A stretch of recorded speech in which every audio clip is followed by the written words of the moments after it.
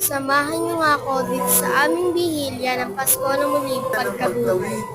Hi mga ka-TV, so yan na nga si Father at sinisimula na ang bihilya ng Pasko na muling pagkabuhay. At ipinakita ko sa inyo kanina Paschal Candle at yung mga iba pang gagamitin para sa bihilya ng Pasko na muling pagkabuhay. At yan na nga si Father, sinisimula na ang bihilya ng Pasko na muling pagkabuhay.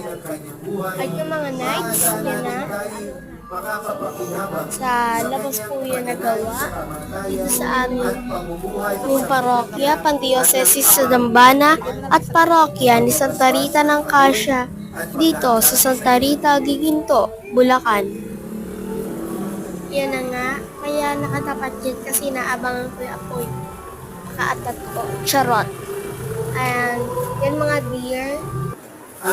Yan mga deer ko. Yan Father. Yan may nasa harapan ko.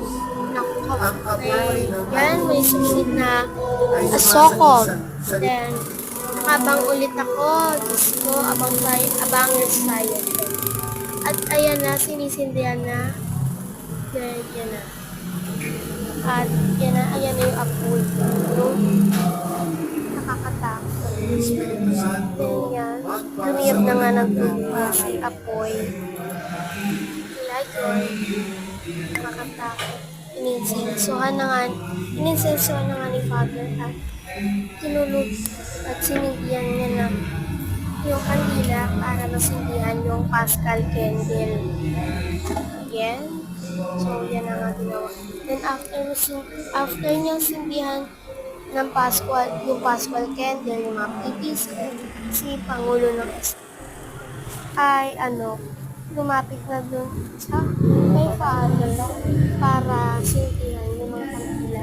Then, yan na yung binabasbasan niya na yung Paschal Candle. Ng Pasko ng pagkabuhay May Paschal ay sumasagisag kay Candle, Kristo binabasbasan na ni muli Father. So, pasensya na kung maingay dahil nandito sa simbahan at minisa pa.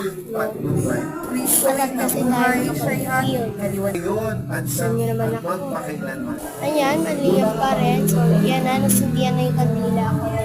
Ayan na, nag-procession na papunta sa sa loob ng parokya.